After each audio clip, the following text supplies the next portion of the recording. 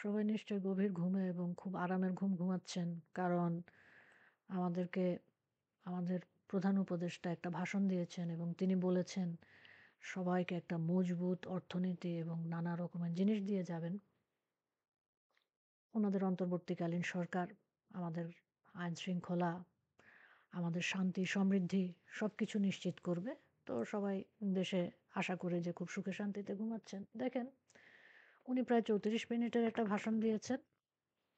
উনি ১ম এই বলেছেন দেশের লাখো, লাখো শহীদকে উনি স্মরণ করেন এবং তারপরেই উনি জুলাই অভ্যুত্থানের ইত্যাদি, ইত্যাদি ওদের নানা রকমের গান গেয়ে উনি ওনার বক্তব্য শুরু করেছেন।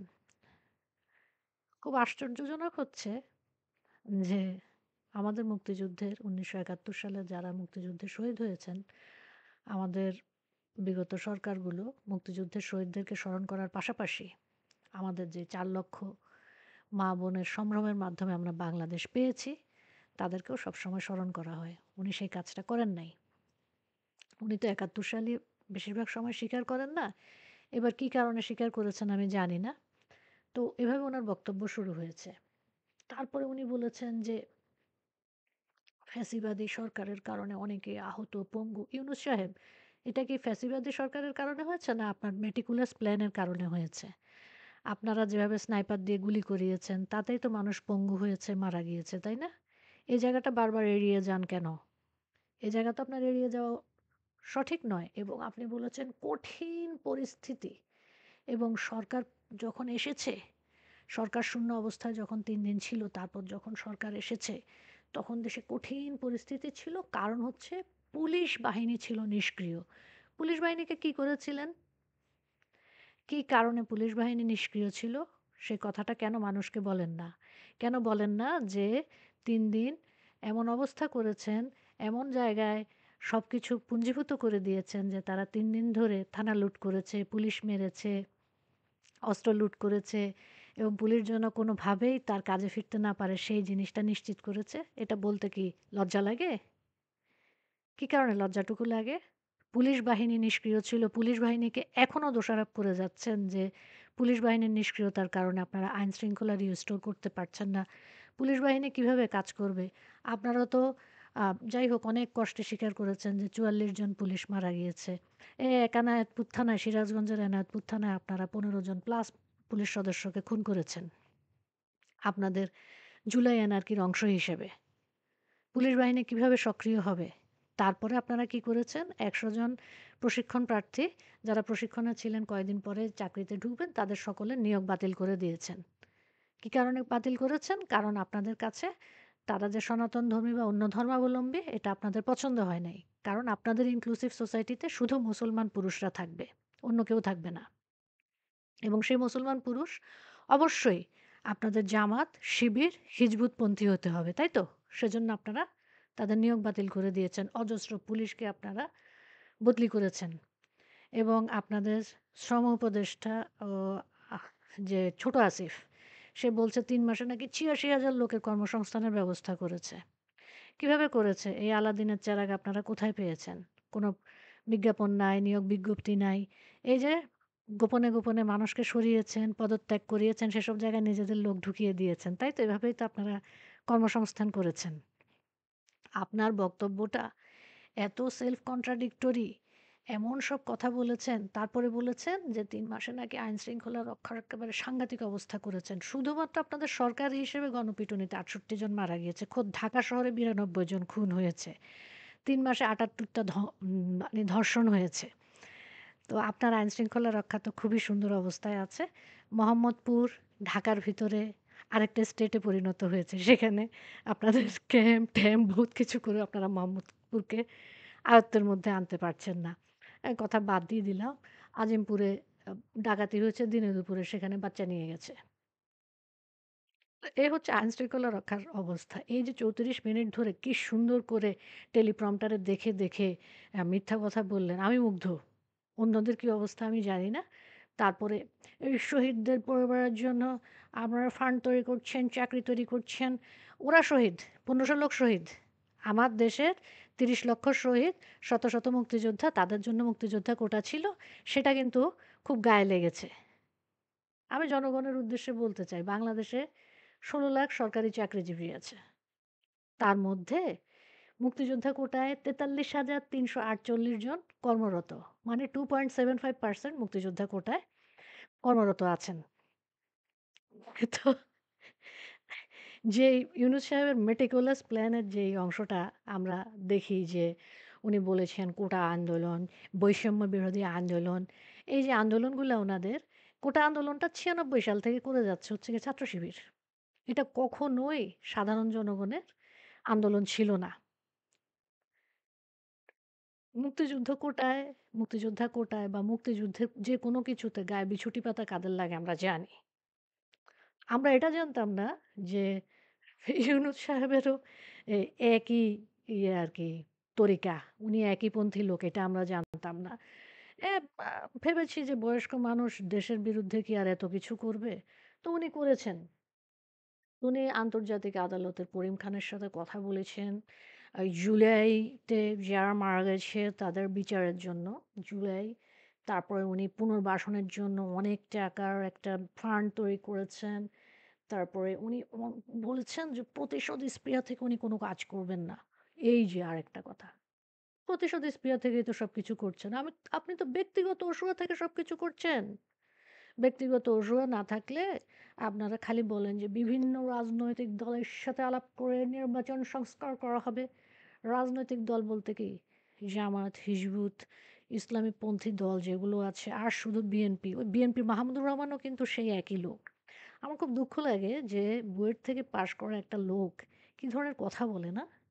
হ্যাঁ? সে ২০১৩ থেকে ওকে দেখছি ওকে। ও বুয়েট থেকে পাশ করা একটা লোক, সে বলে নাকি এই যমুনা সেতুর নাম নাকি হয়ে যাবে আবু সাইদ সেতু। কেন শিবির শাহিদের নামে আমাদের সবকিছুর নাম হতে হবে? শিবির সাহিদ কে আমাদের? উনারা মেরেছে, উনারা তাকে শহীদ শহীদ করে আমাদেরকে একেবারে উল্টে পাল্টে দিচ্ছেন। শিবির সাহিদের নামে আমাদের যমুনা সেতুর নাম হতে হবে কেন? এক্সপ্রেসওয়েতে কি জানি ঝুলিয়ে রেখেছেন জাতির পিতা, কার নামে জানি একটা ঝুলিয়ে রেখেছেন। এগুলা কি? এগুলা মকারি? এগুলা দেশ রিপ্রেজেন্ট করে বিভিন্ন জায়গায়, এই জায়গাগুলোর নাম দেখায়। কি যে সব করছেন না? তারপরে কি বলেছেন? আপনার সবচেয়ে একটা ন্যাক্কারজনক কথা বলেছেন যে, হিন্দু ধর্মাবলম্বী এবং অন্য ধর্মাবলম্বী যারা মুসলমান না আরকি, তাদের উপরে যে আক্রমণটা হচ্ছে, ওটা নাকি সংখ্যালঘুদের উপর আক্রমণ না, ওটা নাকি রাজনৈতিক কারণে।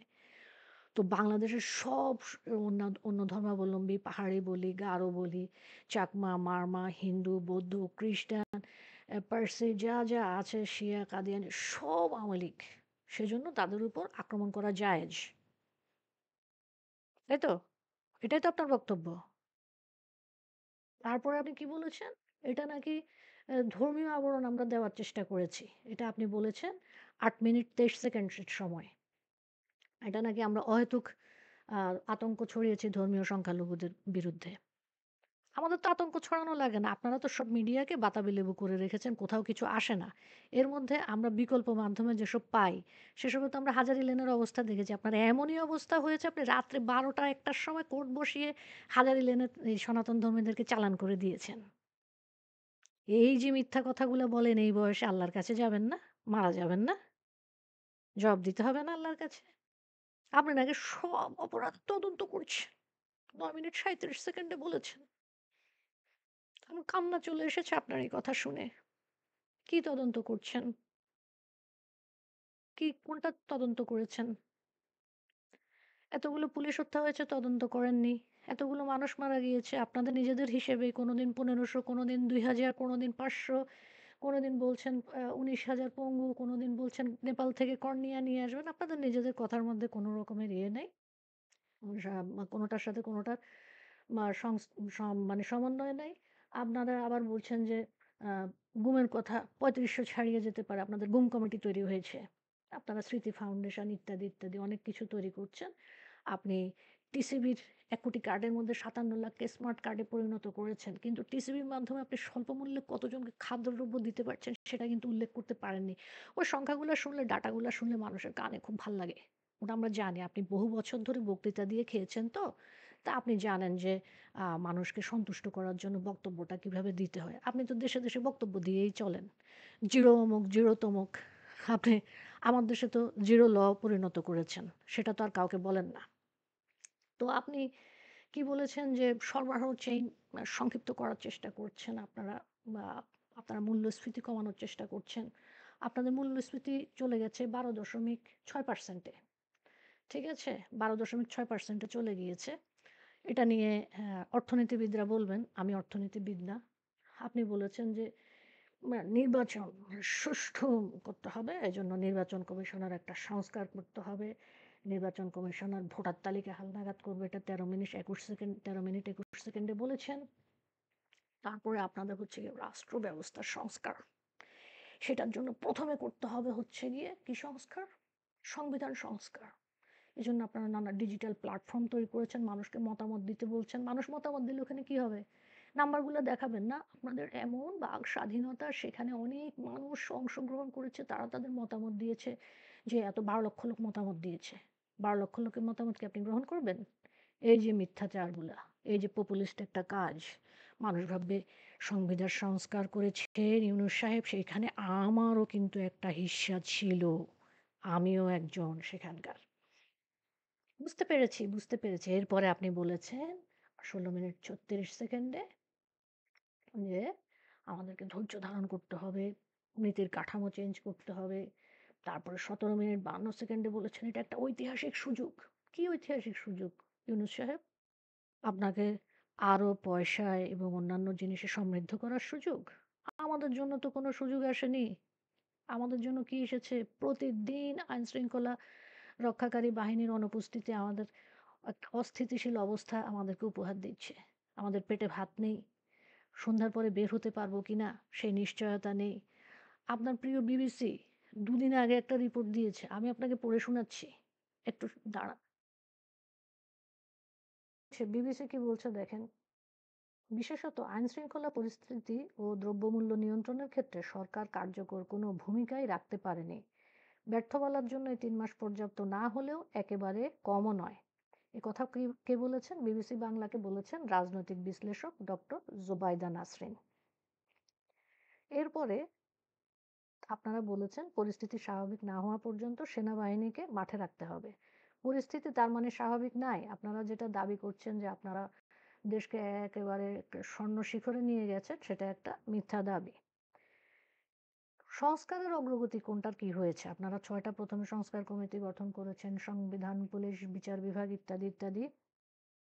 তো তরুণ প্রজন্ম, শিক্ষার্থী ও জনতার আত্মত্যাগের প্রতি সম্মান জানাতে আপনারা এগুলা করেছেন। এই তালিকায় আরো পরে ৪ টা কমিটি গঠন হয়েছে এবং সংস্কার কমিশন যুক্ত হয়েছে। সেগুলো স্বাস্থ্য বিষয়ক, তারপরে গণমাধ্যম সংস্কার। গণমাধ্যম সংস্কার, গণমাধ্যমের কিন্তু একটা সাংঘাতিক সংস্কার হয়েছে। এখন আর কোনো ইনভেস্টিগেটিভ জার্নালিজম করা লাগে না। মনে করেন বলে দিয়েছেন, লোচন ৳৫০০ কোটি নিয়ে কানাডা চলে এসেছে। এটাই সব গণমাধ্যম সুন্দর করে বলতে থাকবে, লোচন আপা ৳৫০০ কোটি নিয়ে চলে গেছে, লোচন আপা ৳৫০০ কোটি নিয়ে চলে গেছে। কিভাবে নিয়ে গেছে, কোথা থেকে নিয়ে গেছে এটার আর কোনো একটা যেটা বলি আমরা ইনভেস্টিগেটিভ জার্নালিজম সেটা আর করা লাগে না। কোনো তথ্য, উপাত্ত, প্রমাণ কিছুই দেওয়া লাগে না। লোচন আপা নিয়ে গেছে, লোচন আপা নিয়ে গেছে। এইটাই সবাই মিলে আপনারা প্রচার করছেন। খুবই সুন্দর। তো গণমাধ্যমের কিন্তু একটা সাংঘাতিক স্বাধীনতা এসেছে। নাহিদ ইসলাম বলেছে গত ৫০ বছরে নাকি আমরা এই ধরনের স্বাধীনতা উপভোগ করিনি। এই কথা সত্যি। এটা সত্যি। আমরা এই ধরনের স্বাধীনতা আসলে কোনোদিনই উপভোগ করি নাই। গণমাধ্যমের যারা সাংবাদিক আছেন তারা সুন্দর বুকে হাত দিয়ে বলতে পারবেন। আপনারা এরপরে বলেছেন যে রাজনৈতিক দলগুলোর মধ্যে যে সংস্কার প্রক্রিয়া সেটাও আপনারা করবেন। রাজনৈতিক দল বলতে তো আপনাদের কাছে আছেই আপনাদের প্রিয়। তো তাদের আর কি সংস্কার করার আছে? তাদের তো কিছু সংস্কার করার নাই। তারা তো আপনাদের প্রেসক্রাইবড ওয়েতেই চলতেছে। এখন আপনারা যদি আসম আব্দুর রবের মতন একটা গৃহপালিত বিরোধী দল তৈরি করতে পারেন তাহলে হইল। তো আপনারা দ্রব্যমূল্য নিয়ন্ত্রণে কিন্তু একেবারেই ব্যর্থ হয়েছেন। এটা আমার কিছু বলার নাই। এখানে বিভিন্ন মানুষের তথ্য কথা বলা পাওয়া যাবে। যারা বিবিসির সাথে কথা বলেছেন। দ্রব্যমূল্য সহনীয় পর্যায়ে নাই, এটা সরকারও নাকি স্বীকার করে যাচ্ছে। তো তারা এটার জন্য বন্যাকে দায়ী করছে যে বন্যার কারণে নাকি দ্রব্যমূল্য ঠিকমতো রাখা যাচ্ছে না। এই হচ্ছে গিয়ে আপনার মোটামুটি একটা আপনি অনেক ৩৪ মিনিটের একটা ভাষণ দিয়েছেন। এখানে আপনি নানা রকমের তথ্য-উপাত্ত দিয়েছেন যে বিদেশি মুদ্রার তহবিল বেড়ে গিয়েছে অথচ আ আমরা জানি বৈদেশিক মুদ্রার তহবিল প্রায় ১১ বিলিয়নে নেমে গেছে এবং দৈনন্দিন যে আমরা আমদানি করি সেটা মেটানোর জন্য আমাদের ৫ বিলিয়ন প্রত্যেক মাসেই দিতে হয়। সে জায়গায় আপনি কি করছেন সেটা আপনি জানেন। আপনি একটা নজিরবিহীন সাফল্য পেয়েছেন হচ্ছে গিয়ে আপনি সরকারি বিভিন্ন দপ্তরে প্লাস্টিকের বোতল ব্যবহার করা বন্ধ করে দিয়েছেন এবং আপনার একজন উপদেষ্টা আছেন উনি হচ্ছে গিয়ে সেন্ট মার্টিনে আমাদের ভ্রমণ নিষেধ করা এবং এগুলা নিয়ে উনি খুবই উদ্বিগ্ন অবস্থায় আছেন। এটাই উনার কাজ। আপনারা স্বচ্ছতা এবং জবাবদিহিতার জন্য নানা রকমের সোশ্যাল মিডিয়াতেও আপনাদের বক্তব্য তুলে ধরার জন্য আহ্বান জানিয়েছেন এবং আপনি বলেছেন যে পতিত সরকার, আপনি পতিত সরকার, পতিত জিনিসটা উচ্চারণ করতে পারেন না। আপনি বলেন পতিত, পতিত সরকার। পতিত সরকারের অর্থ যেগুলো পাচার করেছে সেগুলো আপনি ফিরিয়ে নিয়ে আসবেন। মানি লন্ডারিং এর জিনিস পুরা বিশ্বব্যাপী সবাই জানে ওটা একবার ঢুকলে ও আর বের হয়ে আসে না। ওই যে নাটকটা এটা শুনতে ভালো লাগে ফিরিয়ে নিয়ে আসবো, ফিরিয়ে নিয়ে আসবো, সব ধরনের ব্যবস্থা গ্রহণ করব। ওটা কখনো ফেরত আসে না। আপনি লাস্টে বলেছেন, আপনি শেষ করেছেন যে আপনি সবাইকে সালাম দিয়েছেন। আমার দেশে আর কোনো রকমের কোনো ধর্মীয় লোক নাই। আপনি সবাইকে সালাম দিয়েছেন এবং মহান আল্লাহ যেন আমাদের সহায় হয় সে আহ্বান জানিয়েছেন। আপনার এই যে মিথ্যাচারের ১০০ দিনের যে মিথ্যাচারের তালিকা এটা নিশ্চয়ই আরও বিচার বিশ্লেষণ হবে। আমি খালি একটা পয়েন্টই বলতে চাই, আপনি ১ম এ আমাদের স্বাধীনতা যুদ্ধে যে ৪ লক্ষ নারী সম্ভ্রম হারিয়েছে, মা-বোন সম্ভ্রম হারিয়েছে তাদের কথা একবারও স্বীকার করেন নাই। আপনি আগামীতেও স্বীকার করবেন না। আমাদের ৩০ লক্ষ শহীদের জায়গায় আপনি বলেছেন লাখ, লাখ শহীদ হয়েছে এবং আপনার মূল্যস্ফীতি, আপনার আইনশৃঙ্খলা আপনি কোনোটাই যে নিয়ন্ত্রণ করতে পারছেন না সেটা আপনার বক্তব্যেই আপনি বিবিসির যে রিপোর্ট সে বক্তব্য এবং আপনার বক্তব্য মিলিয়ে দেখলে সবাই বুঝতে পারবে। আপনি বলেছেন দেশি বিদেশি নানা ষড়যন্ত্র হচ্ছে আপনাদেরকে অকার্য করার জন্য। কেউ কোনো ষড়যন্ত্র করতে হয় না। আপনি একজন ষড়যন্ত্রকারী লোক। আপনি সবকিছুর মধ্যে ষড়যন্ত্র দেখেন কারণ আপনি এসেছেনই ষড়যন্ত্রের মাধ্যমে। তো দেশি বিদেশি সব নাকি ষড়যন্ত্র হচ্ছে আপনাদেরকে করার জন্য। অকার্যকর করার জন্য কারো ষড়যন্ত্র করতে হবে না। আপনি যেসব ছাগল দিয়ে হাল চাষ করানোর ব্যবস্থা করেছেন, তারাই আপনাকে অকার্যকর করে দেওয়ার জন্য যথেষ্ট। আপনি সবাইকে সতর্ক থাকতে বলেছেন। আ কেউ যেন ভিন্ন মতের কেউ যেন দেশে ঢুকতে না পারে। ওটা আপনি সবাইকে জানিয়েছেন। আপনি সতর্ক থাকতে বলেছেন। আমি দেশের মানুষকে, সাধারণ মানুষকে বলব সতর্ক থাকতে। জামাত, শিবির, হিজবুত এবং বাংলাদেশ চায় না এরকম কারো হাতে যেন আমার দেশ চলে না যায়। বিশেষ করে বাংলাদেশের নারীরা সতর্ক থাকেন। আমরা যেকোনো কিছুর ১ম ভিকটিম হই। আমাদের অধিকার সবার আগে খর্ব হয়। ভালো থাকেন, সুন্দর থাকেন, সুস্থ থাকেন, নিরাপদে থাকেন।